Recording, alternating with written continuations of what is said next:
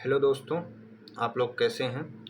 I hope कि आप अच्छे होंगे। जैसा कि हमारी सीरीज़ हिंदी ऑप्शनल की लगातार चालू है, तो हम हिंदी ऑप्शनल जो हमारा यूपीएससी लेवल का था, तो हम उसको अब देखेंगे। ठीक, एक मिनट, सॉरी, थोड़ा सा मैं अपना ये सुधार लूँ पेन कलर, इस वजह से दिक्कत हो रही। हाँ, अब हम दोस्तों सबसे पहले देखेंगे हिंदी ऑप्शनल।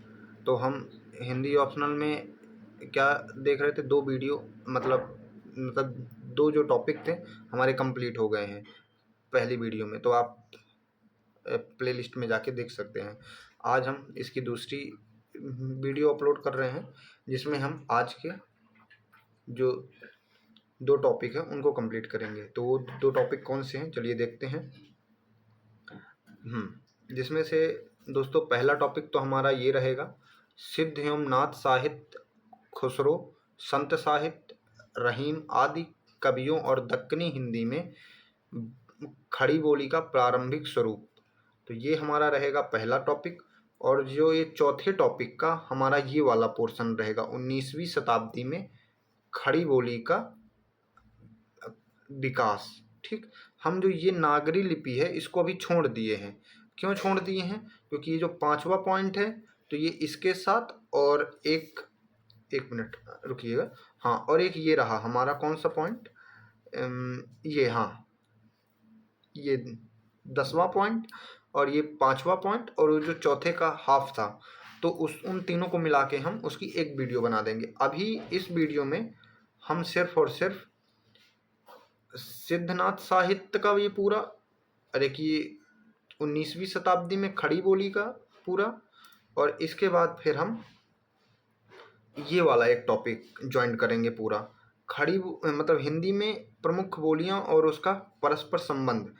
तो इससे क्या हुआ हमारा, देखो, पहला तो कंप्लीट हो गया, दूसरा कंप्लीट हो गया, आज तीसरा कंप्लीट हो जाएगा, चौथे का हमारा ये आधा पूरा कंप्लीट हो जाएगा, और इसके साथ ही हमारा ये जो 9वां पॉइंट है, हिंदी की प्रमुख बोलियां और उनका परस्पर संबंध, ये भी आज पूरी तरह से कंप्लीट हो जाएगा।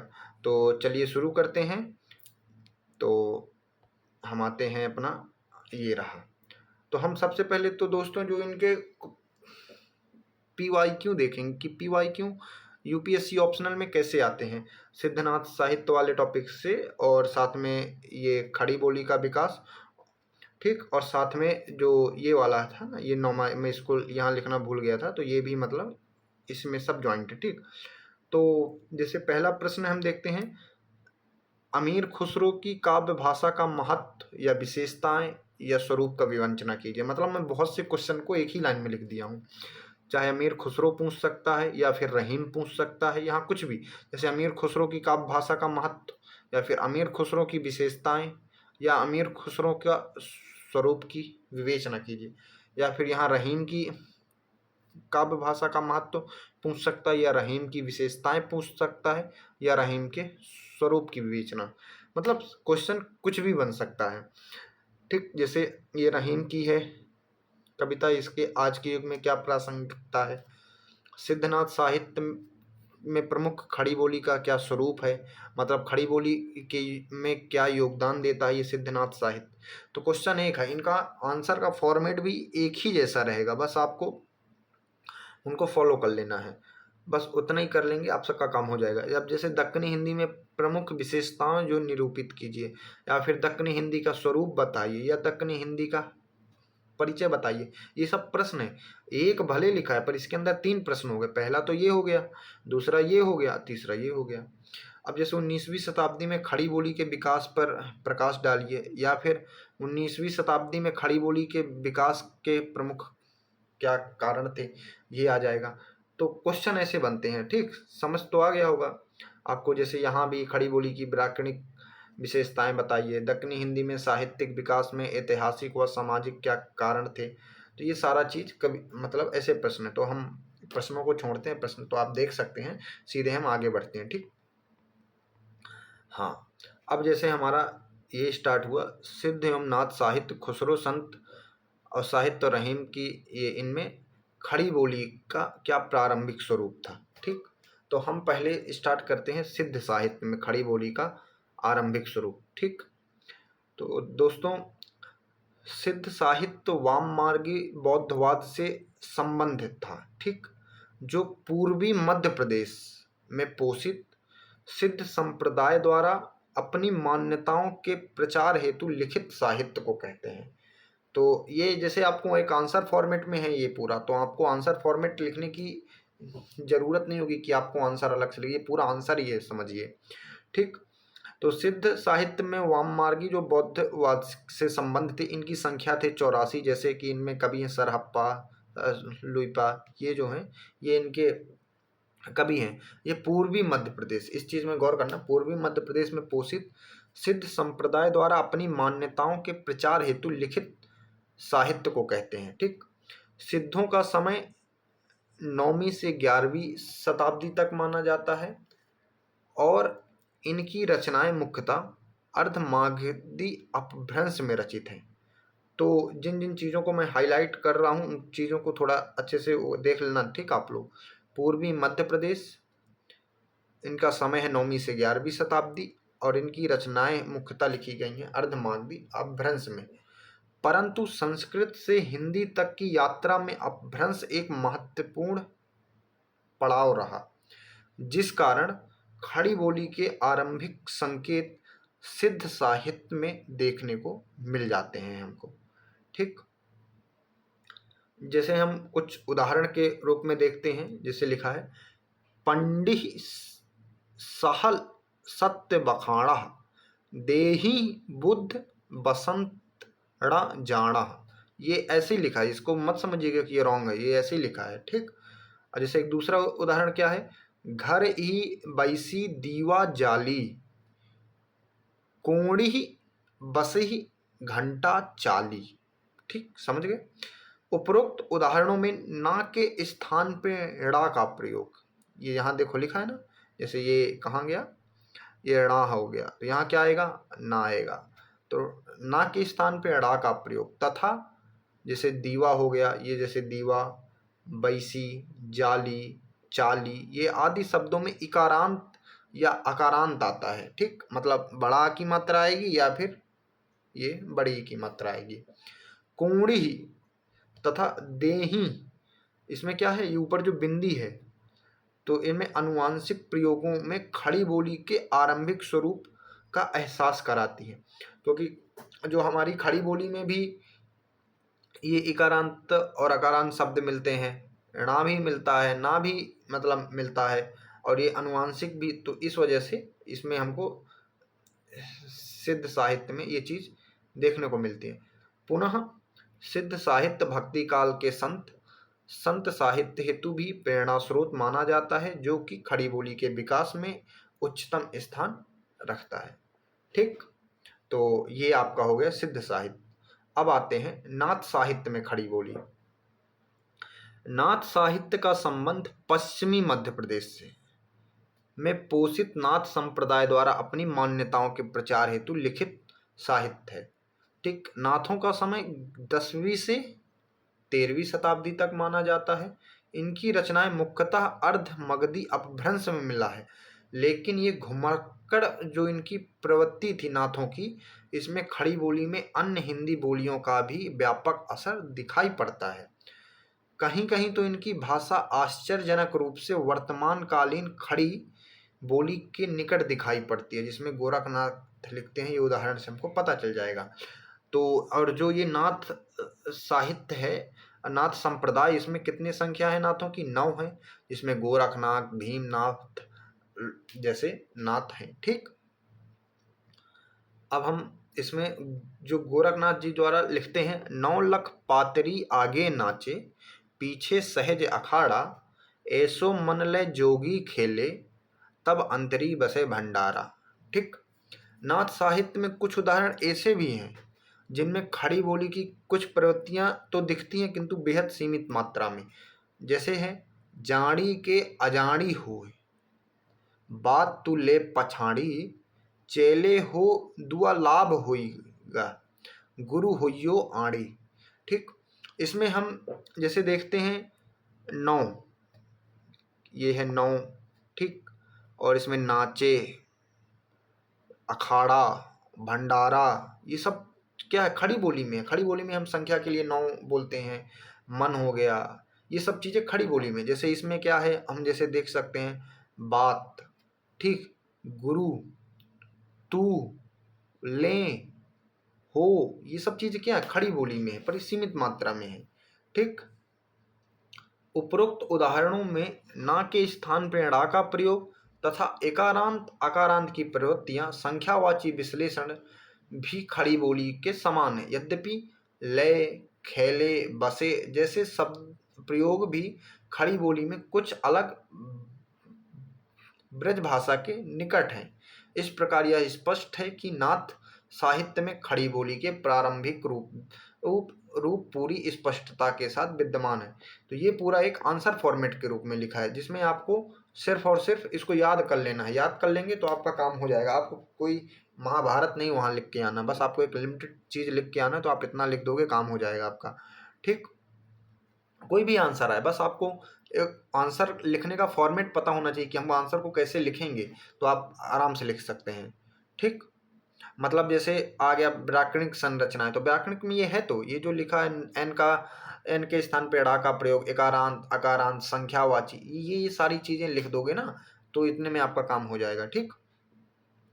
अब आते हैं खुसरो की खड़ी बोली में। जो खड़ी बोली का स्वरूप है आरंभिक, उसमें खुसरो, अमीर खुसरो जो है का समय 13वीं से 14वीं शताब्दी का माना जाता है। वो एक संगीतज्ञ होने के साथ साथ एक उच्च कवि और भाषाविद भी है। इसी संदर्भ में प्रारंभिक खड़ी बोली उनके काव्य में प्रयुक्त हुई है। खुसरो ने अपनी कविता में खड़ी बोली का प्रयोग मुख्यतः पहेलियों, मुकरियों एवं सूफी काव्य में किया है। खुसरो साहित्य में एक शैली वह है जिसमें खड़ी बोली एकदम आधुनिक तथा शुद्ध रूप में नजर आती है। जैसे उदाहरण के लिए हम क्या लिख सकते हैं, एक थाल मोती से भरा, सबके सिर औंधा धरा, चारों ओर वह थाल फिरे, मोती उससे एक न गिरे। तो इसमें जो अमीर खुसरो की जो खड़ी बोली का प्रयोग मुख्यतः हमें सबसे ज़्यादा पहेलियाँ, मुकरियाँ उनके सूफी काव्यों में मिलता है। तो जिसमें जैसे एक थाल मोती से भरा, सबके सिर औंधा धरा, चारों ओर वह थाल फिरे, मोती उससे एक ना गिरे। तो इसमें जैसे थाल हो गया, ठीक, जैसे थाल हो गया, मोती हो गया, भरा है, धरा है, सिर है, चारों है, थाल है, तो ये सारा चीज़ हमारी खड़ी बोली में प्रयोग होती है। ठीक। खुसरो का दूसरा प्रयोग जो है वो खड़ी बोली और ब्रज भाषा के आरंभिक रूपों को मिला देते हैं। ये थोड़ा सा गलत है, हाँ, आरंभिक रूपों को इसमें मिला देते हैं।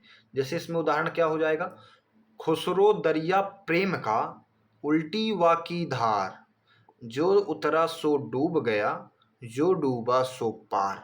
यहाँ क्या है, वाकी, उल्टी वाकी धार, ये किस में प्रयोग होता है, ब्रज। और ये दरिया प्रेम का, खुसरो दरिया प्रेम का, ये क्या, खड़ी बोली। तो ये मतलब आपस में मिश्रित हैं। तो उपरोक्त उदाहरणों में खड़ी बोली अपने विशुद्धतम शाब्दिक व व्याकरणिक स्वरूप में उपस्थित हुई है, जिसमें वाकी जैसे ब्रज भाषा के शब्द के साथ मिलती हुई है। कुल मिलाकर खुसरो खड़ी बोली के विकास के पूर्व ही ऐसी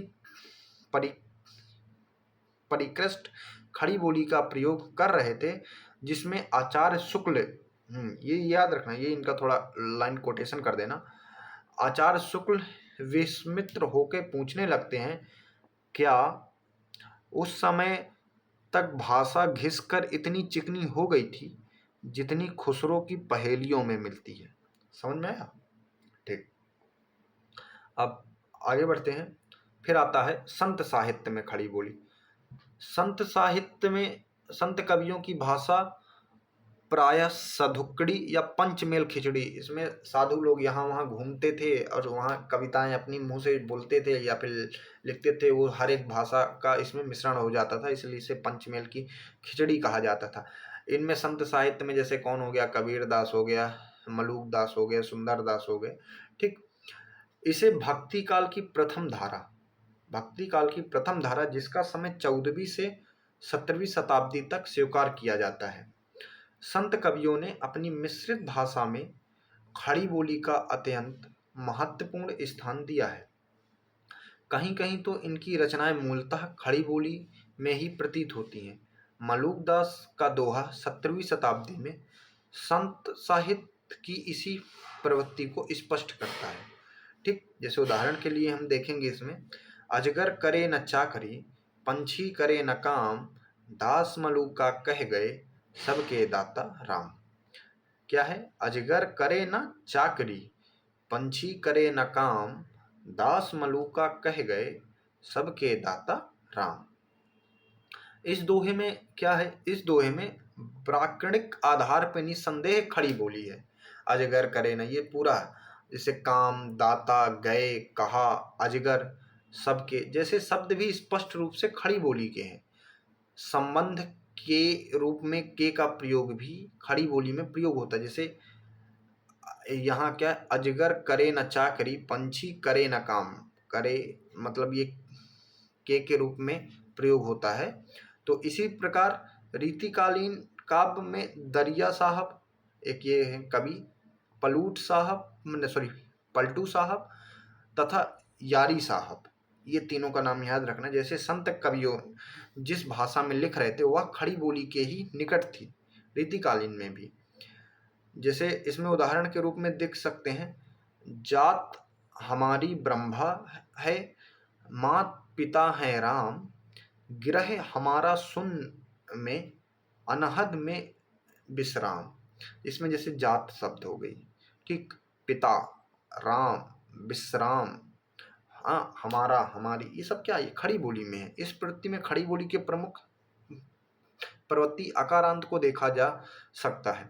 खड़ी बोली के अधिकरण कारक के रूप में में का प्रयोग किया गया है। स्पष्ट रूप से आधुनिक काल में खड़ी बोली के जिस रूप में विकसित हुई उसे पीछे संत साहित्य की गहरी प्रेरणा विद्यमान रही है। ठीक, आगे बढ़ते हैं। रहीम साहित्य में खड़ी बोली का स्वरूप। रहीम साहित्य में रहीम भक्ति काल में कृष्ण कवियों में प्रमुख माने गए हैं।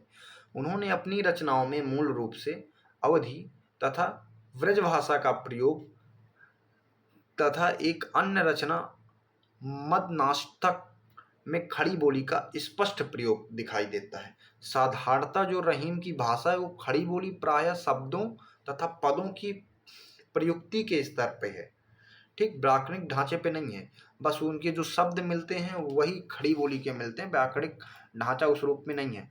उनके शब्द आधुनिक खड़ी बोली में इतने ज़्यादा मिलते जुलते हैं कि उन्हें समझने में एकदम कठिनाई नहीं होती। जैसे उदाहरण में देख सकते हैं, रहीमन पानी राखिए, बिन पानी सब सून, पानी बिनु न उबरे मोती मानुष चून। इसमें क्या है? राखिए, पानी, बिन, ये सब पता है आपको, मोती क्या है इसमें, तो ये इसका कहने का मतलब हुआ। ठीक, उपरोक्त उदाहरण में हम खड़ी बोली और ब्रज भाषा के मिश्रित रूप को देखा जा सकता है। इसमें रहीम की कविता मदनाष्टक अत्यंत महत्वपूर्ण है, इसको याद रखना। ठीक है, मदनाष्टक अत्यंत महत्वपूर्ण है क्योंकि उनकी भाषा आज भी खड़ी बोली जैसी ही है। उसमें जो उनकी भाषा है वो आज भी खड़ी बोली जैसे उसका एक उदाहरण है, पकड़ी परम प्यारे, संवारे को मिलाओ, असल अमृत प्याला क्यों ना मुझको पिलाओ। क्या है? पकड़ी परम प्यारे, सांवरे को मिलाओ, असल अमृत प्याला क्यों ना मुझको पिलाओ। इस उदाहरण में व्याकरणिक तथा शब्दावली दोनों स्तर पर खड़ी बोली का स्पष्ट आभास कराता है। ठीक, इसलिए स्पष्ट रूप से हम रहीम में खड़ी बोली के पर्याप्त प्रयोग धार्मिकता का परिचय दिया है। तब से औसत रूप से उनकी भाषा का मूल ढांचा तो ब्रज और अवधि का है, मतलब वो जो लिखते हैं उनका ढांचा तो, किंतु पर शाब्दिक और व्याकरणिक स्तर पे एक भाषा खड़ी बोली भी अत्यंत उनके पास निकट दिखाई पड़ती है। ठीक, अब आते हैं हम दक्कनी हिंदी में खड़ी बोली का स्वरूप। दक्कनी हिंदी दक्षिण भारत में बोली जाने वाली हिंदी की एक प्राचीन उपभाषा है जिसका विकास 14वीं से 18वीं सदी के बीच में हुआ है, शताब्दी। क्योंकि दिल्ली और उत्तर भारत के मुस्लिम सुल्तानों ने के दक्षिण की ओर विस्तार के साथ ही यह भाषा मिश्रित रूप ले ली। जैसे हमारे हो गए मुगल, फिर हो गए तुगलक राजा, इनके द्वारा फिरोज शाह जो तुगलक वो दक्षिण में गया, तो इनके द्वारा जो राजधानी परिवर्तन जो इन्होंने किया, तो उसमें से इनकी भाषा मिश्रित हो गई, उत्तर और दक्षिण मिश्रित हो गई। ठीक, और अपने व्याकरणिक ढांचे में खड़ी बोली के समान थी। मतलब आपस में तो मिश्रित हो गई, और अब पर ये जो अपने व्याकरणिक ढांचे में खड़ी बोली के समान है। ठीक, दक्कनी हिंदी के रचनाकारों में कुछ रचनाएं ऐसी हैं जो उत्तर भारत में खड़ी बोली हिंदी की रचनाओं में विख्यात हैं। जैसे उदाहरण के लिए हम वली जो दक्कनी एक कवि हैं, उनकी क्या है, गजल है। क्या गजल है? जिसे इक्स का जिसे इक्स का तीर कारी लगे,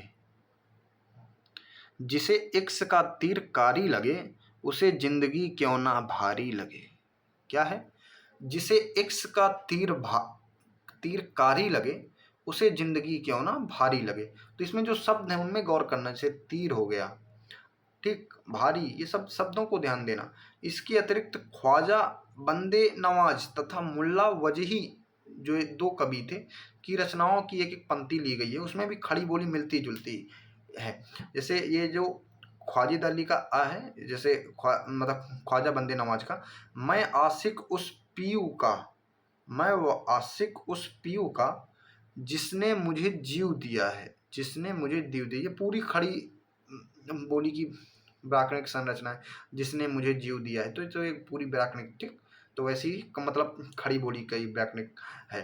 और दूसरा है ये मुल्ला वजही की, ये रही, सूरज यूं है रंग आसमानी मने, सूरज यूं है रंग आसमानी मने। ठीक, अब आगे, दक्कनी हिंदी में खड़ी बोली के सभी स्वर तथा सभी व्यंजन मिलते हैं। ये चीज याद रखना, दक्कनी हिंदी में है खड़ी बोली के सभी स्वर और सभी व्यंजन मिलते हैं, तथा ड़ा को ड़ा करने की प्रवृत्ति, ये देखो जो ये वाला डा है जिसके नीचे बिंदी रहती है, उसे ये वाला जिसके नीचे बिंदी नहीं रहती, ऐसे करने की प्रवृत्ति, और महाप्राण ध्वनियों के अल्प प्राणीकरण करने की। महाप्राण किसे बोलते हैं?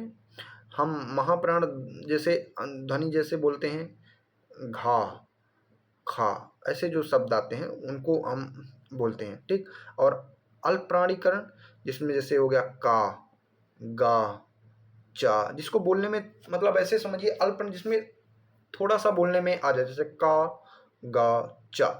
अब महाप्राण जिसमें ज्यादा आवाज लगती है, अंदर से खींचना, घा, खा, झा, ऐसा मतलब हो गया। ठीक, तो समझ गए होंगे अब आप।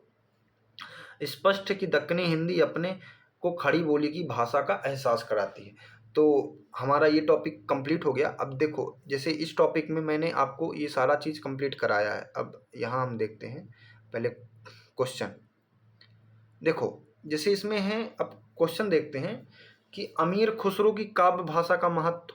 अब आपको तो पता है ना अमीर खुसरो की क्या है, काव्य भाषा में उनके काव्य भाषा में खड़ी बोली भी मिलती है, और उनकी पहेलियों में कैसे व्याकरणिक संरचनाएं हैं, तो उसके बारे में अब हमको लिखना है। और विशेषताएं क्या है, अमीर खुसरो की क्या विशेषता है, जो उनकी भाषा की विशेषताएं जो उसमें है, कि जो जो शब्द हैं कि जैसे खड़ी बोली में मिलती है, और भी जो ऊपरी विशेषताएं जो उसमें हम पढ़े हैं, तो उसको लिख देना है। तो बस इसमें आपका हो जाएगा। बाकी मतलब उसी को आपको बस अब लिखना आना चाहिए। तो मतलब ये तो उम्मीद तो मैं आपसे लगा सकता हूँ ना कि आप मतलब अब पढ़ने के बाद और अपने से भी कुछ अपनी चीज़ों को रिवाइज करेंगे तो आपका काम हो जाएगा। तो उसको अच्छे से आप आंसर लिखने की प्रैक्टिस भी करेंगे तो आपका पूरी चीज़ हो जाएगी, कोई दिक्कत नहीं। जैसे खड़ी बोली के विकास में संत साहित्य की भूमिका, तो इसको तो आप जो मेरा नीचे आंसर है उसको हूबहू आप लिख दोगे, कोई दिक्कत नहीं। दक्कनी हिंदी की प्रमुख परिचय, इसको जो हम जब पूरा सिलेबस हो जाएगा ना तो हम दक्कनी हिंदी का परिचय भी देख लेंगे। अब इसको अभी हम जो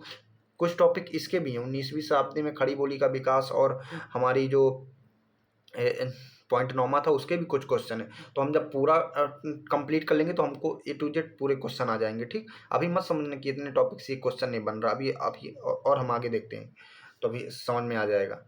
तो ये रहा हमारा, ये टॉपिक पूरा कंप्लीट हो चुका है। अब हम पढ़ते हैं आगे।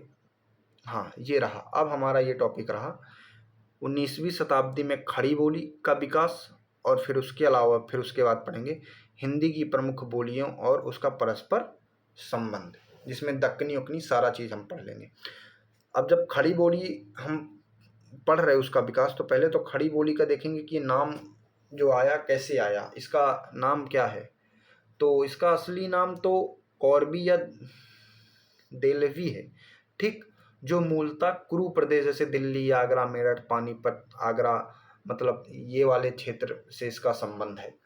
पुरानी हिंदी में तो ये जो लोगों की आम भाषा जन बोली रही है, पर जब बाहरी आक्रमण हुआ, जैसे दिल्ली सल्तनत की स्थापना हुई और उसमें फारसी का इफेक्ट देखा गया, प्रभाव देखा गया, तब ये मतलब इसके बदलाव आने स्टार्ट हो गए, ठीक। इस बोली की अलग अलग शैली भी इसमें विकसित हो गई। जब फारसी इससे मिली ना, तो इसकी अलग अलग शैलियाँ विकसित हुई।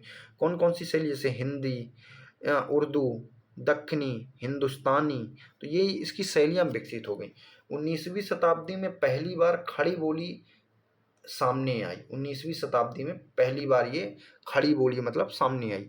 विवाद की स्थिति तो इसमें ये है कि कुछ वैज्ञानिक इसे मानते हैं कि इसके खड़ी का मतलब है खरी, खड़ी खड़ी का मतलब खरीद, मतलब एकदम तेज तर्राट, इसलिए वो खड़ी बोली नाम दिया। दूसरे कुछ वैज्ञानिक मानते हैं कि इसका जो है ना गुणवाचक, किसका मतलब विशेषता है, इसकी जो गुण है, मतलब चीज़ों को उस चीज़ मतलब खड़ी जैसे की, ठीक, इस वजह से इसका नाम पड़ता है।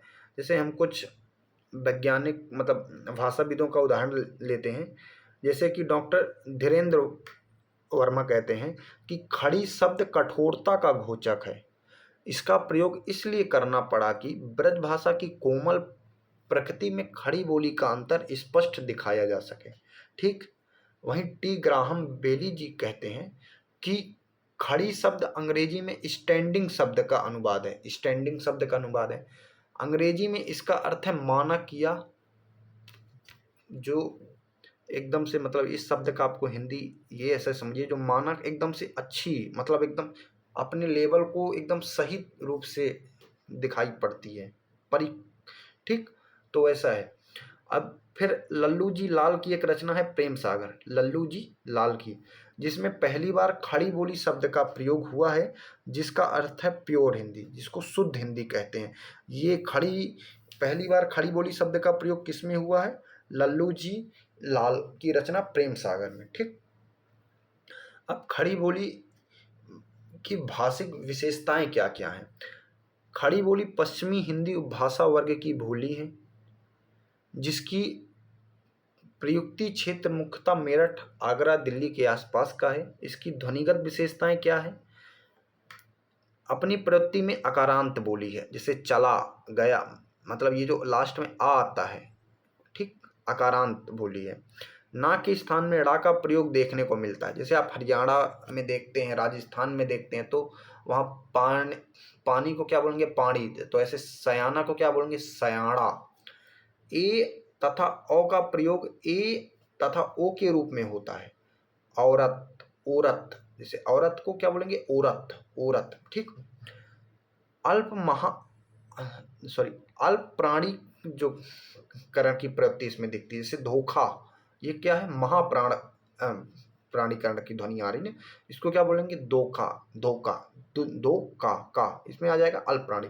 झूठ को क्या बोलेंगे, झूठ, झूठ मतलब झूठ, तो इसका हो जाएगा झूठ। आदि अक्षर के लोप की प्रवृत्ति से इकट्ठा को कट्ठा, इकट्ठा को मतलब इकट्ठा में बोल रहा हूँ, तो इसमें क्या कट्ठा, कट्ठा आधा शब्द ही बोलेंगे, आधी आधे को बोलेंगे, आधा खा जाएंगे। फिर दूसरा क्या है, द्वतीकरण की प्रवृत्ति, जिसमें बापू को बापू, बापू, इसे ये बापू, जैसे एक मेरा रूम पार्टनर है, उसमें यही होता है, वो अपने मतलब बाबू को ना यही बोलता है, बापू को क्या, बापू, बापू, तो मतलब वो हरियाणा से है। तो लैंग्वेज में आपको क्या, आप किसी भी हरियाणा, राजस्थान या फिर ऐसे जो मतलब वेस्टर्न यूपी के लोग हैं ना, उनसे जब बात करेंगे तो आपको समझ में आएगा, तब आप इन चीज़ों को अप्लाई करना। पढ़ने से ज़्यादा आप ये भाषा थोड़ा समझोगे, देखोगे, किसी से सुनोगे, तब आपको हाँ समझ में आ जाएगा, हाँ वो धोखा को क्या बोल रहा है, धोखा, इकट्ठे को क्या बोल रहा है, इकट्ठा, मतलब आप समझोगे तब आप जान जाएंगे। ठीक, फिर आते हैं ध्वनिगत विशेषताओं के बाद में व्याकरणिक विशेषताएं। इनकी व्याकरणिक विशेषताएं क्या है, खड़ी बोली में जो कारक है कर्म कारक, उसमें कर्म कारक के लिए भी परसर्ग प्रयोग का प्रचलन है, जिसे कर्ता और कर्म में असंशय की संभावना उत्पन्न हो जाती है। मतलब खड़ी बोली में जो कारक होते हैं कर्म कारक के लिए भी जो परसर्ग का उपयोग किया जाता है वो प्रचलन में, जिससे जो कर्ता और कर्म इन दोनों में, जैसे कर्ता क्या होगा इसके लिए, कर्ता ने, फिर होगा कर्म, कर्म को, तो इनमें संशय हो जाता है, ने को उल्टा इसमें लिख देंगे, इसको को इसमें, तो इसके साथ ये वाली होती है दिक्कत। ठीक, उसके बाद हम क्रिया के रूपों में वर्तमान काल हेतु क्या है, ऊ। जैसे वर्तमान में कोई भी चीज बोलते हैं ना तो उसमें लास्ट में ऊ आ जाता है। भूतकाल के लिए या रूप आ जाता है और भविष्य काल के लिए गा रूप प्रचलन में आ जाता है। जैसे जाऊं, गया, जाऊंगा, ऐसे शब्द। ठीक, विशेषण लिंग वचनानुसार विकारी प्रवृत्ति के हैं। इसमें तीसरा पॉइंट क्या है, विशेषण जो लिंग वचनानुसार विकारी, जैसे काला का काली, छोटा का छोटी, तो सीधे लिंग का विशेषण ही वचनानुकार है कि जैसा रहेगा वैसा दिखाएगा कि उसके लिंग क्या, मतलब विशेषण के आधार। वचन के दो ही प्रकार, एक वचन और बहुवचन मिलते हैं। कई जगह पे बहुवचन शब्दों का प्रयोग भी एक वचन की जो एक वचन जैसे होता है, जैसे बेटा बेटी, रोटी रोटियां, मतलब जहाँ एक वचन जैसे ही सारा चीज चलता है, ऐसे यहाँ एक प्रकार से बहुवचन मिलते हैं। कई जगह बहुवचन शब्दों का प्रयोग भी एक वचन की तरह होता है, जैसे बेटा बेटी, रोटी रोटियां। ठीक, पांचवा है नपुंसक लिंग पूर्णतः अनुपस्थित होता है तथा संज्ञा का एक ही रूप प्रायः अकारांत मिलता है। सर्वनाम के लिए क्या है, जैसे मैं, मेरा, तू, तेरा, उनका, वो, खड़ी बोली में भाषिक विशेषताएं में परिमार्जित होकर आधुनिक हिंदी में परिवर्तित हुई है। ठीक, ये हो गई व्याकरणिक विशेषता। अब आता है 19वीं शताब्दी में खड़ी बोली के तीव्र विकास के क्या कारण थे, मतलब कारण भी तो पता होना चाहिए। ठीक, क्या कारण थे इसको देखेंगे हम। इसके जैसे पहला कारण है आधुनिकता का आगमन, क्योंकि वैज्ञानिक तार्किक चिंतन विवेकशील मानसिकता के कारण। ठीक, दूसरा है राजनीतिक कारण है, अंग्रेजों का शासन था, सामान्य व्यवहार में उनको खड़ी बोली से वो थोड़ा जानते थे, परिचित हुए थे, तो इस वजह से। तीसरा है फोर्ट विलियम कॉलेज की स्थापना, जिसमें प्रशासकों को भारतीय भाषाओं का प्रशिक्षण दिया जाता था। चौथा है ईसाई मशीनरों, मतलब हाँ जो उनके जो गुरु मिस नरियों का उपयोग, हाँ सॉरी इसमें शायद थोड़ा रॉन्ग लिखा, नहीं सही था, जिसमें हेनरी थॉमस कोलब्रुक द्वारा जो है बाइबल का हिंदी अनुवाद किया गया। पांचवा क्या है सामाजिक सुधार आंदोलन, इसमें क्या है राजा राम मोहन राय 1895 में वेदांत सूत्र का हिंदी में अनुवाद किया है। छठवा क्या है प्रेस की स्थापना, जिसमें उदंत जो हिंदी का पहला है उसका 1826 में और समाचार सुधा दर्पण 1854 में, इनका भी योगदान था। ठीक, 19वीं शताब्दी में खड़ी बोली का क्या साहित्यिक स्वरूप था, तो साहित्यिक स्वरूप को हम दो भागों में बांट सकते हैं, भारतेंदु के पूर्व युग और भारतेंदु का युग में। भारतेंदु के पूर्व युग में ये चार लोगों का सबसे ज्यादा योगदान था, कैसे ईसा अल्लाह, लालू लाल, सदन में सदा शुक्ला। इनकी रचना क्या है उदयभान और साथ में रानी केकती। ठीक, इंशाअल्लाह की ये दो कहानियाँ सबसे ज़्यादा खड़ी बोली के लिए जानी जाती है, उनमें आप देखेंगे उसमें खड़ी बोली का बहुत ज़्यादा प्रयोग हुआ है। लल्लू सागर की प्रेम सागर, इसके बारे में हमने भी देखे कि खड़ी बोली का शब्द पहला प्रयोग इन्हीं की उसमें हुआ है। सदन मिश्र की रामचरितमानस और सुखलाल की पूर्वी पश्चिमी का मिश्रण। ठीक, भारतेंदु युग में क्या था, भारतेंदु युग में राजा शिव प्रसाद सितारे हिंद, राजा लक्ष्मण सिंह, भारतेंदु हरिश्चंद्र, प्रताप नारायण मिश्र, इनका योगदान था। ये भारतेंदु युग में साहित्यिक स्वरूप के लिए जाने जाते थे। जैसे इसमें राजा भोज का जो सपना है, इनकी एक रचना है, राजा शिव प्रसाद सितारे हैं। इसमें खड़ी बोली का अब वो दिखता है। जो लक्ष्मण सिंह है, ये इनके पूरे उल्टे हैं। राजा शिव प्रसाद सितारे हिंद के उल्टे हैं। इनके शकुंतला नाटक या फिर मेघदूत में संस्कृत शब्द ये अपनाते हैं, ज़्यादा अपनाते हैं, पर ये इनका जो व्याकरणिक स्तर है वो कैसे है, खड़ी बोली के समान ही है। ठीक। और वहीं भारतेंदु जो पद भाषा के रूप में खड़ी बोली के विरोधी हैं, वो बोलते हैं कि खड़ी बोली में वो कोई भी लिखते हैं तो उनको उतना सही लगता नहीं है, पर उनकी जो व्याकरणिक रचना है वो भी खड़ी बोली से काफ़ी मिलती जुलती हैं। ठीक। अब आते हैं भाषा और बोली में अंतर।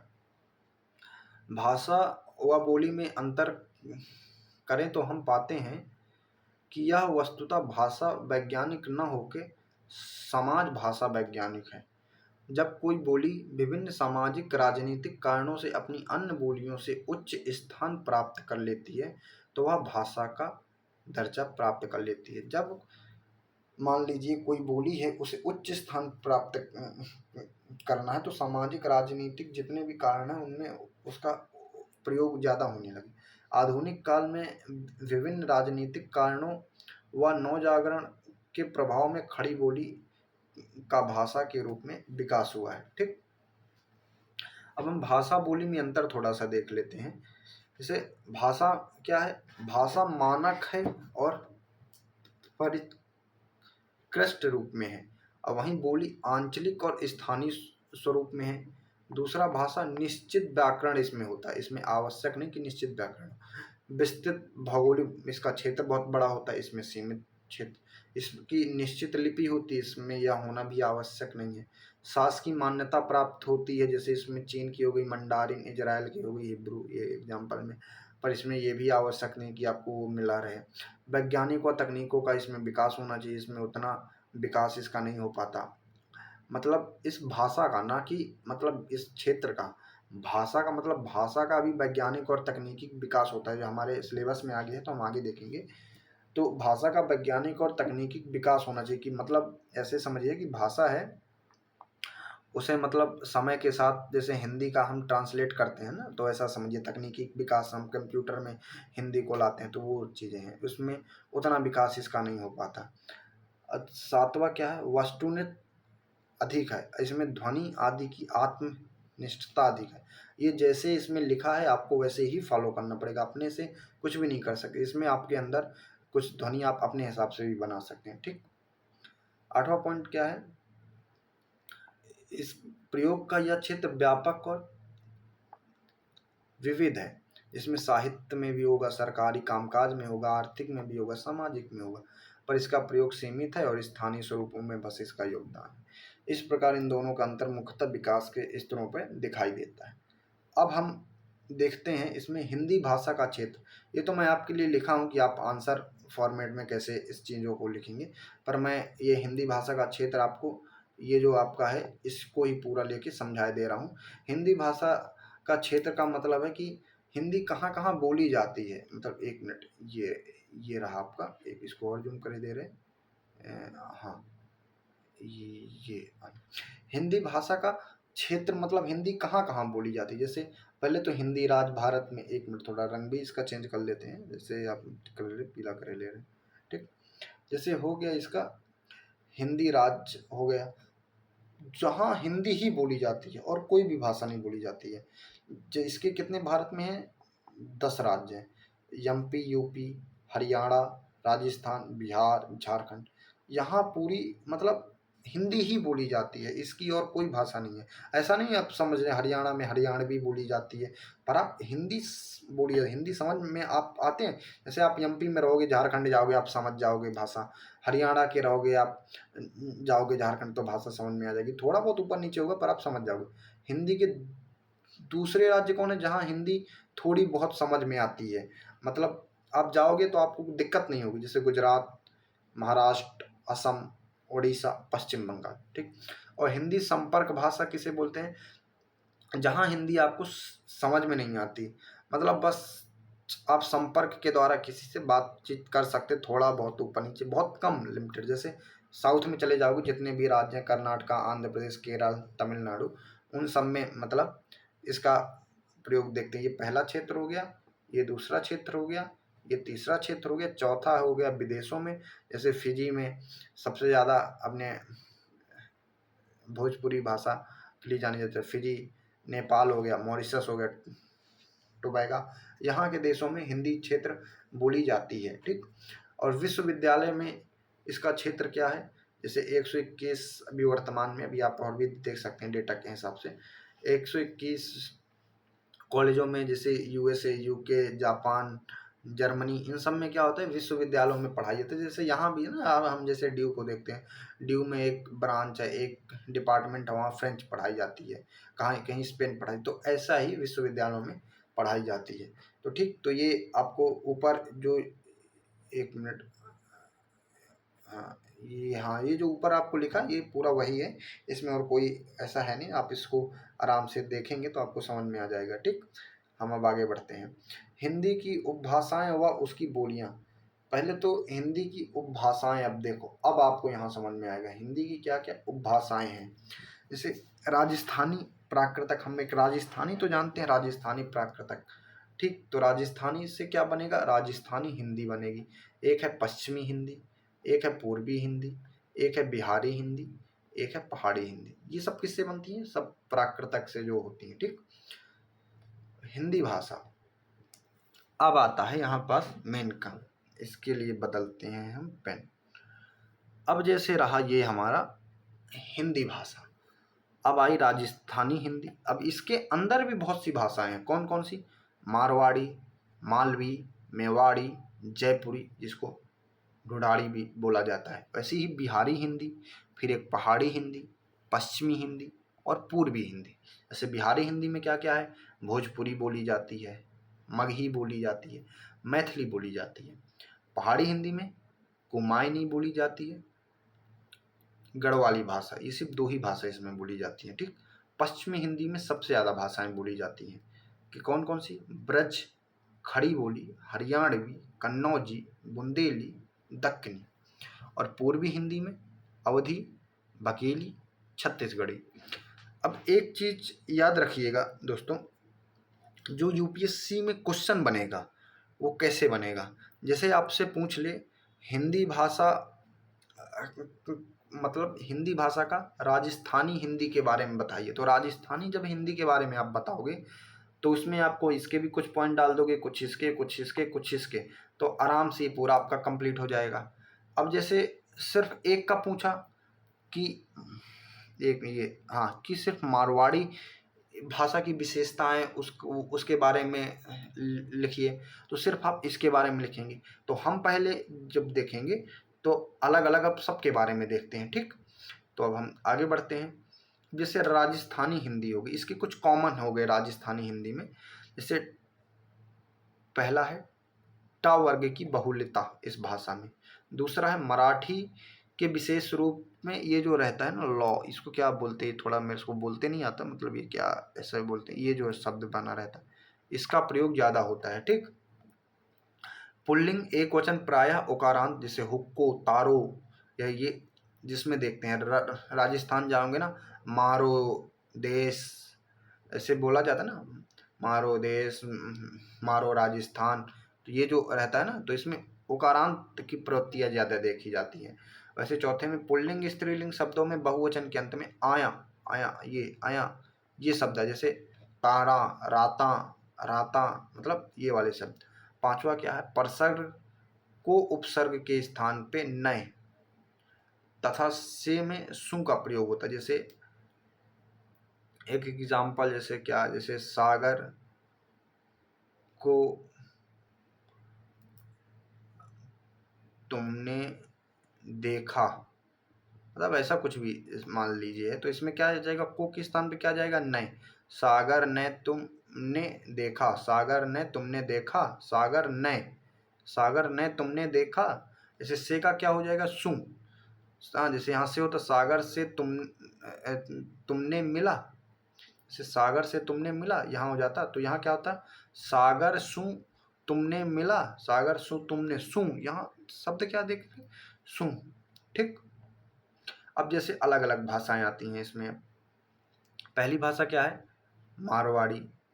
तो अब हम मारवाड़ी को देखते हैं। मारवाड़ी में जैसे ये क्या है, ये तो पॉइंट है जो ऊपर है तो उनका तो प्रयोग करेंगे ही। फिर जो अलग से जो आता है ना इस भाषा में उसको देखते हैं। महाप्राण ध्वनियों का अल्प प्राण हो जाता है। अब ये जो है लौप, इसका प्रयोग होता है बाल का बलाव, मतलब इसको क्या बोलते हैं ये थोड़ा देख लीजिएगा, मुझसे इस शब्द का प्रयोग करते नहीं बनता है। जैसे ना के स्थान पे ड़ा का प्रयोग हो जाता है, जाना जाना का जाना।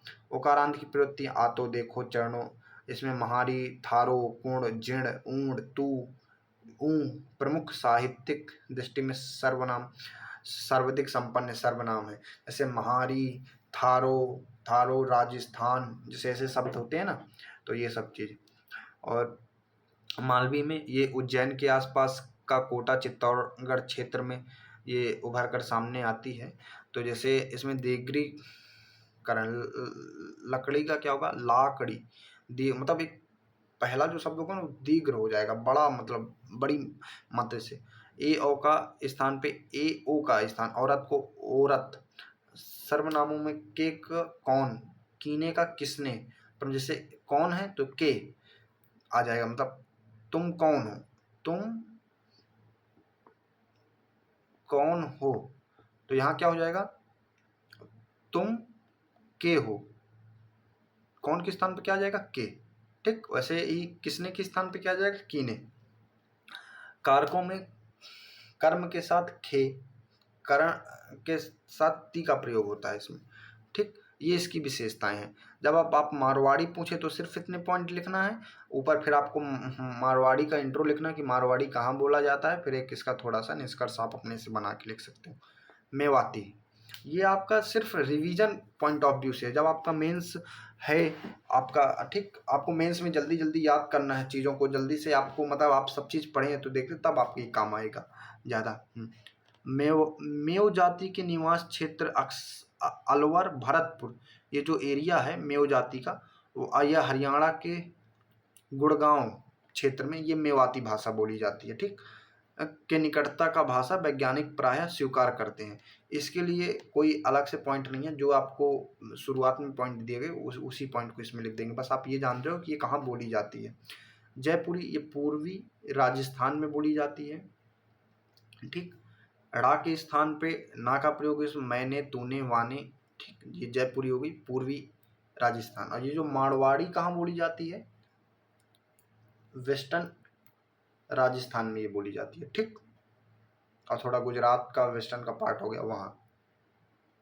तो अब आगे बढ़ते हैं। अब आते हैं बिहारी हिंदी। बिहारी हिंदी बिहार तथा झारखंड क्षेत्रों के उपवर्ग में बोली जाती है। इसके अंतर्गत 3 चीज़ें आती है, जैसे भोजपुरी आ गई हमारी, मगही, ये थोड़ा इसको यहाँ लिख दे रहा हूँ, 1 मिनट, मगही, और ये आ गई हमारी यहाँ मैथिली। ठीक, तो पहले हम भोजपुरी देखते हैं। सर्वाधिक महत्वपूर्ण बोली यही है भोजपुरी बिहारी हिंदी में, जो छपरा, चंपारण, रांची के अतिरिक्त यूपी के गोरखपुर, बनारस, बलिया, विदेशों में फिजी, मॉरिशस में बोली जाती है। ठीक, तो ये मतलब इसमें ड़ा जो होता है ना, ड़ा, इसका प्रयोग ही नहीं होता है इसमें भोजपुरी में। और ये होता है ड़ा, ड़ा के स्थान पे किसका हो जाएगा, रा का। जैसे थोड़ा को थोड़ा, थोड़ा, ऐसा प्रयोग। ठीक, सा का, सा या सा का किस में प्रयोग हो जाएगा, हा में। निश्चय का क्या होगा, निश्चय, निश्चय। ए औ का आई औ, ए औ का क्या, आई औ। तो जैसे लिखा है ना पैसा, जैसे पैसा, जैसे मान लो पैसा या पैसा, पैसा लिखा तो पैसा, इसमें क्या हो जाएगा, ई आई वाला आ जाएगा, तो पैसा। ठीक, जैसे इसमें लिखा है गौना। ठीक, ये जो शब्द है इसको क्या हो जाएगा, गौना, गौना। ठीक, ये चीज़ देखना। और संज्ञा के रूप में क्या है, जैसे घोड़ा, घोखा, घोरौआ। मतलब जैसे इसमें ऐसा समझिए, जैसे हम, ये है 3 रूप है ना, पहला क्या है, घोड़ा, फिर है घोरवा, फिर घोरौआ। ये जो शब्द है थोड़ा ये समझ में नहीं आएगा, पर ये घोरा हुआ है। स्त्रीलिंग प्राय इकारांत होती है, जैसे राति और घटनी, राति, घटनी, ये सब चीज। एक वचन से बहुवचन बनाने में, ठीक, जैसे लोगन, जन प्रयोग जैसे होता है। जब एक वचन से बहुवचन बनाते हैं ना, तो हम इसमें क्या लगा देते हैं जोड़, लोगन। तो जैसे मेरे को बोलना है हम सभी, जैसे जैसे हम सभी को मतलब जैसे सभी लोग जाएंगे, सभी लोग जाएंगे, तो क्या मतलब कैसे हम लोगन, सभी मतलब ये जो ऑल हो जाएगा ना, तो इसमें क्या हम लोगन जाएंगे, मतलब ऐसा समझिए, ठीक। सर्वनाम में हमरा, तोहरा, ओकरा, एकरा, जौन, ये शब्द प्रयोग होते हैं ना। जैसे आप भोजपुरी मूवी कभी देखना, जब आपको ये पढ़ना है ना, तो कुछ नहीं, जब आप जैसे आप नए नए स्टूडेंट हो ना, आपको थोड़ा भोजपुरी की एक मूवी देख लेना ना, आपका काम हो जाएगा, आपको सारी चीज़ें उसमें पता चले। हमरा, ओकरा, तोहरा, एकरा, ये सब चीज़ उसमें आ जाएगी। क्रिया में भूतकाल में ला रूप, वर्तमान में ता रूप, भविष्य में बा रूप। जैसे जैसे कैसे एग्जांपल में भोजपुरी का आपको एग्जांपल से बात करूं, जैसे लारू भूतकाल में शब्द भी याद नहीं आ रहा अच्छे से, मतलब क्या आपके लिए हो सके जैसे क्या, अभी एग्जांपल तो याद आ नहीं रहा मेरे को, मैं अच्छा क्या एग्जांपल आपको दे सकूं, क्योंकि मेरे को भी भोजपुरी इतनी आती नहीं। पर आप मतलब इसमें देख सकते हैं, इसमें जब भूतकाल के लिए कौन सा रूप रहेगा, ला रूप, वर्तमान के लिए ता रूप, भविष्य के लिए बा रूप, लास्ट में लग जाएगा बा, ठीक। और फिर बाकी यहाँ जो रहेगा, जैसे हाँ एक मिनट, ये आ गया, जैसे खेलब, जैसे बा आया, तो बा किसके लिए है, भविष्य के लिए है, ठीक। जैसे खेलत, खेलत में क्या है, ये वर्तमान काल के लिए हो गया। और खेलल, खेलल, तो ये भूतकाल, खेलल मतलब, ठीक, ला का ये यहाँ भी ला हो जाएगा, खेलल, ठीक। अब हम देखते हैं मगही, जो है हमारी मगही, ये पटना, गया, हजारीबाग और भोजपुरी से काफ़ी समानता इसमें रखती है। म्यो पर सर्व का प्रयोग भी, सर्वनाम में आप का प्रयोग इसमें ज़्यादा होता है। पटना, गया, हजारीबाग के लोगों से जब आप मिलोगे ना, आपके आसपास भी बहुत से दोस्त होंगे, तो वो अक्सर हर कि आप लोग देख लीजिएगा, आप लोग खाना खाएंगे, आप लोग कब करोगे, उनका किसी का भी किसी से भी बात करेंगे, आपका प्रयोग सबसे ज़्यादा होता है, और म्यो पर सर्व का उपयोग होता है, ठीक। वहीं हम मैथिली में बात करते हैं, ये दरभंगा, मुजफ्फरपुर, पूर्णिया, भागलपुर, मधुबनी, मतलब नेपाल की जो बॉर्डर से सटे हैं, उनमें ये बोली जाती है। साहित्यिक दृष्टि से ये बिहार में सर्वाधिक संपन्न यही है, ये 8वीं अनुसूची में भी है। इसमें छा, ला ध्वनियों का अत्यधिक प्रयोग होता है। जैसे ये छा और ला, इनका तो सबसे ज़्यादा प्रयोग है। जैसे एग्जाम्पल इसमें आपको कैसे दूँ, खाना खा लेबछु, मतलब एक ऐसे, जैसे खाना खापछु, खाना खाऊ, खाना खा लेहब, अरे खाना खाबू, मतलब ऐसा खाना खाऊ, मतलब थोड़ा मैं शब्दों को अच्छे से इसमें बता नहीं पाऊंगा, मतलब जैसे मतलब ऐसे ही शब्दों को ज्वाइंट रहता है, और सभी शब्द स्वरांत होते हैं। और एक वचन से बहुवचन बनाने के लिए सम, सभी, लोकन, ऐसे शब्द ज्वाइंट हो जाए। जैसे इसमें क्या सर्वनाम होंगे, ओकर, एकर, अहाँ। सहायक क्रिया, जैसे हमको, जैसे अब इसमें सहायक क्रिया के रूप में ऐसे हमको कुछ बना, जैसे खेलत, जैसे खेल है, खेलच, खेलच, ये क्या हो जाएगा, प्रेजेंट। और खेलल, इसमें क्या हो जाएगा, जब ला आएगा ये पास्ट हो जाएगा, और इसमें जब ला आएगा भोजपुरी में, तो ये क्या हो जाएगा, भूत, मतलब हाँ पास्ट, ये भी भूत हो जाएगा, ये भी भूतकाल हो जाएगा, पास्ट, ठीक। और ये जब खेलब, और इसमें क्या हो जाएगा, फ्यूचर हो जाएगा, इसमें भी फ्यूचर, ठीक। ये रही हमारी। अब आते हैं हम पहाड़ी हिंदी में। उत्तर भारत में, एक मिनट, हाँ, उत्तर भारत में पर्वतीय क्षेत्रों, मुख्यतः कुमाऊं कुमाऊं तथा गढ़वाल में दो भाषाएं उभर के सामने आती हैं। जैसे पहाड़ी हिंदी के अंतर्गत संस्कृत की परंपरा से ही तिब्बती, चीनी और खस जाति तथा अनार्त भाषाओं में भी इसका प्रभाव देखने को मिलता है। इसकी कोई विशेष साहित्यिक परंपरा तो इसमें इन भाषा में है नहीं है, जो इनका प्रयोक्ता वर्ग भी बहुत से कम है, मतलब 50 लाख संख्या, ये थोड़ा कम है। इसमें सामुनासिक स्वरों की प्रधानता होती है, प्रायः उकारांत, घोड़ो, कालो, ये शब्द स्वतः प्रायः उकारांत। जब आप उत्तराखंड अक्सर कभी गए होंगे तो वहाँ की भाषा में देखे होंगे, घोड़ो, कालो ऐसे शब्द प्रयोग होते हैं। पुल्लिंग से एक वचन में माओ का प्रयोग होता है, पुल्लिंग से एक वचन में ओ का प्रयोग होता है, जिससे घोड़ो, ठीक।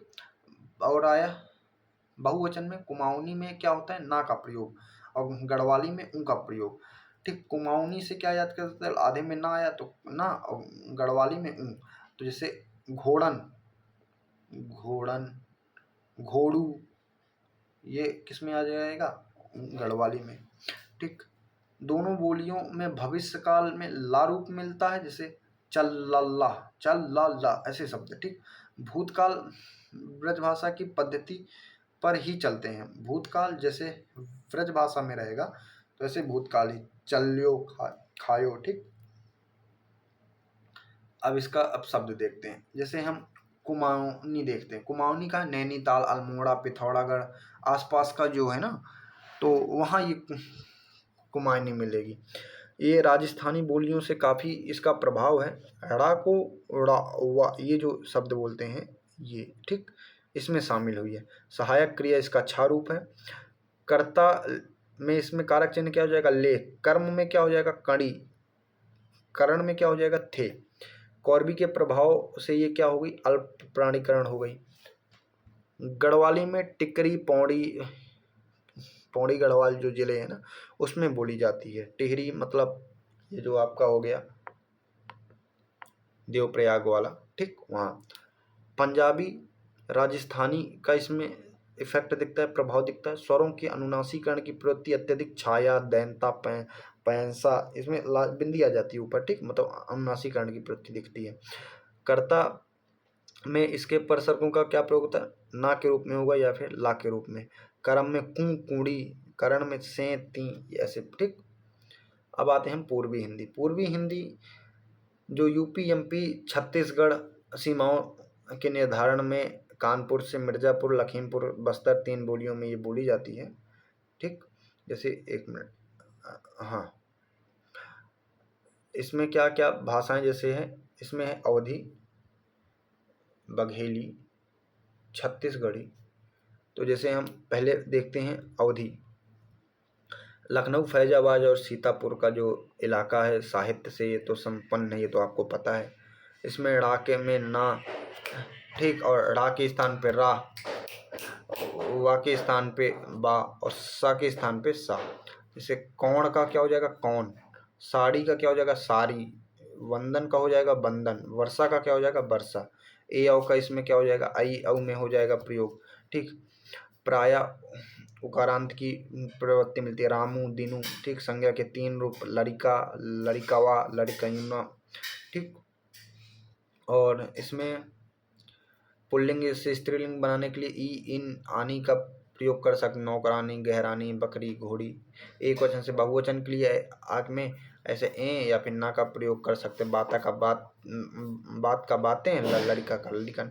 सर्वमान में मैं, मह, तू, तोका, मोसे, हमका, तू, तोका, मोसे, ये सब चीज़ प्रयोग होता है। वर्तमान में हाँ, भूत में भा, भविष्य में बारूप, हो, भाऊ, गए, ये सब प्रयोग हो जाता है वर्तमान में, ठीक।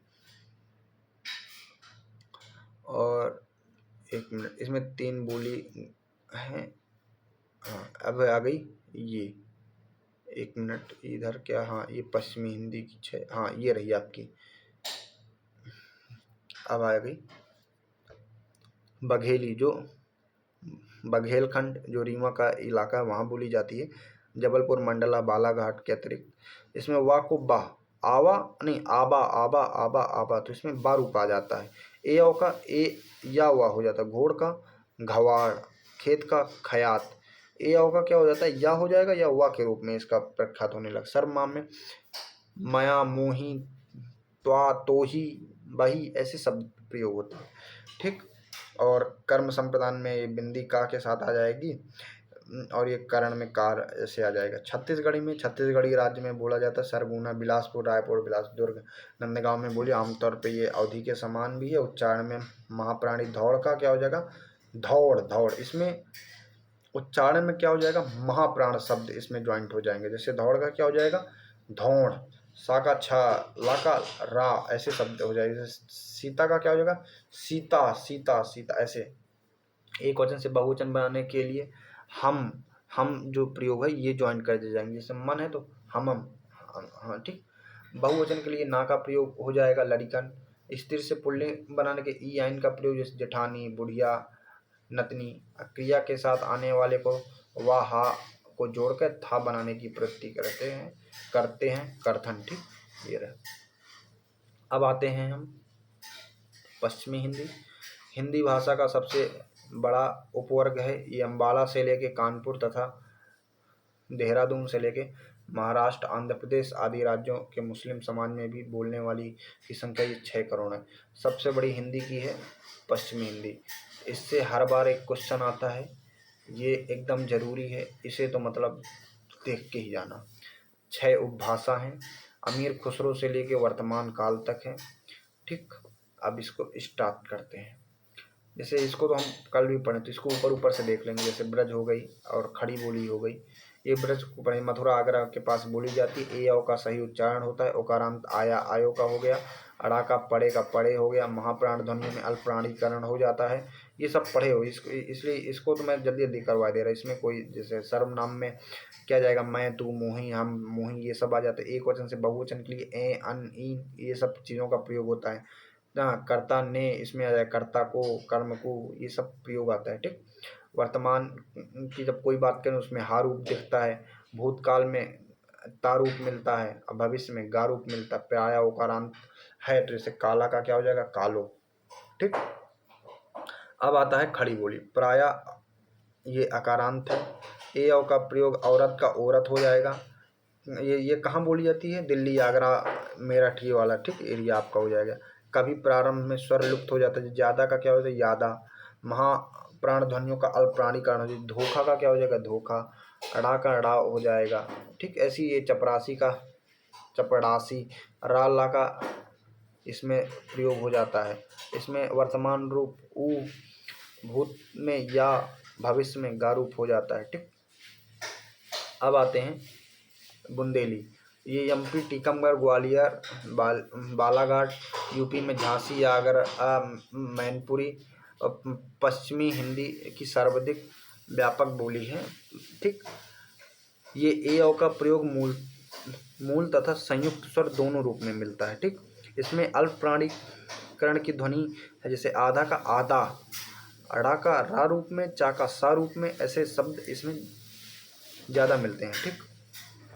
अब चौथा इसमें क्या है, स्वतंत्र रूप से हा ध्वनि का लोप हो जाता है। चाहत का चाहुत, चाहुत आ जाएगा। हा का लोप हो जाता है। स्त्रीलिंग में इन, नी, जैसे लड़का का लड़किन, इन या नी का प्रयोग होता है। परसर्ग में के लाने के काजे के लिए ऐसा प्रयोग होता है। खो का को, खो का का, ऐसे प्रयोग, ठीक। हाँ।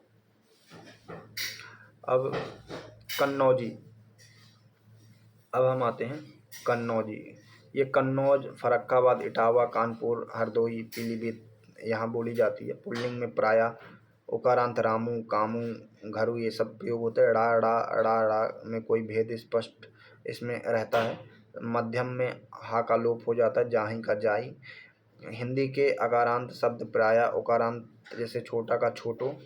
हिंदी का आरंभिक हा का औ में और बकरा का जैसे बोकरा, तो ये आ का औ में आ जाता है परिवर्तन, ठीक। अनुनासिकरण की प्रवृत्ति अत्यधिक है। जैसे बात का बात। अंतिम महाप्राण ध्वनियों का अल्प प्राणीकरण, हाथ का हाथ, ऐसे प्रयोग होता है, ठीक। व्यंजनों के संयोग से उल्लेखनीय बादशाह का होगा बादशाह, बादशाह सा। मतलब व्यंजनों के संयोग को जोड़ करता है। लोभ मत करो का कहा, लोभ मति, लोभ मति, मतलब इसको ज्वाइंट कर देता है, ठीक। अब आते हैं हरियाणवी। इसका दूसरा नाम है बांगरू। इसमें क्या होता है, आ उ ए ओ में इसका बहुत प्रयोग हो जाता है। ठीक, अड़ा का अड़ा हो जाता है पानी का पानी, जैसे हो गया अड़ा का अड़ा होता है, बड़ा का बड़ा। विशेषकर क्रियाओं में द्वितीयकरण व्यंजनों का प्रयोग होता है। वर्तमान में सू हूँ जैसे था, इनका सहायक क्रिया इसमें प्रयोग होती है। दक्षिणी हिंदी जो मतलब जो ये दक्कनी भाषा है, दक्कनी भाषा कहाँ बोली जाती है? दक्षिण भारत में हैदराबाद, देवगिरी, गुलबर्गा में। इनकी मूल प्रवृत्ति लगभग खड़ी बोली की तरह ही है। महाप्राण ध्वनियों में अल्प प्राणीकरण, जैसे मुझको क्या हो जाएगा? मुझको। ठीक, इसमें कहीं कहीं व्यंजनों का संयोग होता है, जैसे पहचानते को का पछानते, सर्वनाम में ने, के, कु ऐसे आ जाता है। 17वीं से 18वीं सदी में धीरे धीरे उर्दू की ओर ये प्रवृत्ति इंक्रीज होने लगी, बढ़ने लगी। ठीक, इसमें जरूरी ये है, गम फा जैसी ध्वनि अत्यधिक प्रचलित है, ये थोड़ा सा देख लेना। ठीक, इसमें ड़ा का ड़ा ये तो है। मम मम का गुम्मज हो जाएगा। दीर्घ स्वर का हास्यीकरण, आदमी का क्या हो जाएगा? आदमी। एक ये दीर्घ स्वर का हास्यीकरण हो जाता है। इसमें एक वचन से बहुवचन बनाने के लिए आ ना ऐसे शब्द प्रयोग हो जाता है। बात का बात ना। ठीक, इसी के साथ दोस्तों आपका आज ये पूरा कंप्लीट हो चुका है। एक मिनट, मैं आपको मेन ऊपर ले चलता हूँ। हाँ, ये इसकी आपको नोट्स तो मिल जाएगी। आज हमारा हिंदी जो ऑप्शनल हमारा पेपर 1, ये हमारा पेपर 1 मतलब ऑप्शनल पेपर का ये हिंदी लिटरेचर है हमारा। तो इसमें से पेपर 1 में हमारा पहला पॉइंट कंप्लीट, दूसरा पॉइंट कंप्लीट, तीसरा पॉइंट कंप्लीट, चौथा का हाफ कंप्लीट हो गया यहाँ तक का, और ये हमारा 9वां पॉइंट पूरा कंप्लीट। तो हम 1 2 3 4 एक 5 पॉइंट कंप्लीट कर ले। अब हम कल तो शायद मैं बिजी रहूँगा, कल थोड़ा सा कुछ काम है, इस वजह से कल तो शायद आपको नहीं मिल पाएगा। 1-2 दिन में आपको इसका मिल जाएगा। नागरी लिपिकरण हम ये 5वां करेंगे इसमें ज्वाइंट, और उसके बाद हम इसमें नागरीकरण लिपि की विशेषताएं, हाँ, और एक इसका आधा कर देंगे 10वें का। और उसके बाद जैसे और इसमें क्या है, यहाँ एक इसका जो चौथे का हाफ, तो इसका एक बन जाएगा और एक इसका बन जाएगा। 6 7 8 इनका एक बन जाएगी। तो 1-2 क्लास में आपका ये हो जाएगा। ठीक, तो इसके बाद आपका ये पूरा ख़त्म हो जाएगा, इसमें कोई दिक्कत नहीं है। नोट्स आपको मैं हमारे जो टेलीग्राम चैनल का लिंक आपको नीचे दे दूंगा, उसमें आपको नोट्स भी मिल जाएगी। सॉरी थोड़ा सा। हाँ, उसके बाद ये हमारा हो जाएगा तो हम इसके बाद जाएंगे पेपर 2 में, और फिर उसको कंप्लीट कर लेंगे। मतलब सॉरी, पेपर 1 का ही ये जो खंड खा जाएंगे तो फिर हम उसे कंप्लीट कर लेंगे। हमारा ये है कि हमको ऑप्शनल अपना कंप्लीट करना है। और बहुत अच्छा, ये ऑप्शनल आप तभी थोड़ा सा समझ में आएगा जिसको देखो पहली बार में समझ में नहीं आ रहा, तो इसमें आपको पहली बार में ये थोड़ा मैं उनके लिए बना रहा हूँ जिनका अभी मेंस है मेरे साथ। ठीक, तो उनका मेंस एग्ज़ाम है जिनका, ये उनके लिए अभी है ज़रूरी, तो उनके लिए मतलब वो पढ़ें तो रिवाइज करना है, जल्दी जल्दी वो वीडियो देख के अपना रिवाइज कर सकते हैं, उनको कोई दिक्कत नहीं होगी। हाँ, तो जैसे आप लोग हैं तो आप लोग पहले किसी नोट्स को आप फॉलो कर लें एक बार ज़रूर। मैं ये बात बोलूँगा, मार्केट में बहुत सी कोचिंग इंस्टीट्यूट हैं, उनके नोट्स हैं। जैसे अभी एक फेमस कोचिंग इंस्टीट्यूट आप तो सब जानते ही हैं, उनकी भी है, तो आप उनकी नोट्स ले सकते हैं। और उसको पढ़ने के बाद आप इसको बस इसको देख लेंगे, आपका काम हो जाएगा। फिर आपको ना शॉर्ट नोट्स बनाने की ज़रूरत रहेगी, ना ही आपको ज़्यादा पढ़ने की। इसमें सारा चीज़ याद करने के लिए भी है, आप याद कर लेंगे और कोई दिक्कत नहीं है।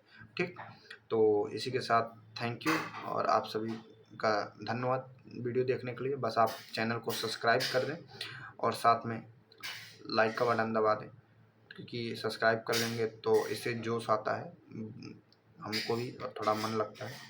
तो चलिए, थैंक यू, धन्यवाद।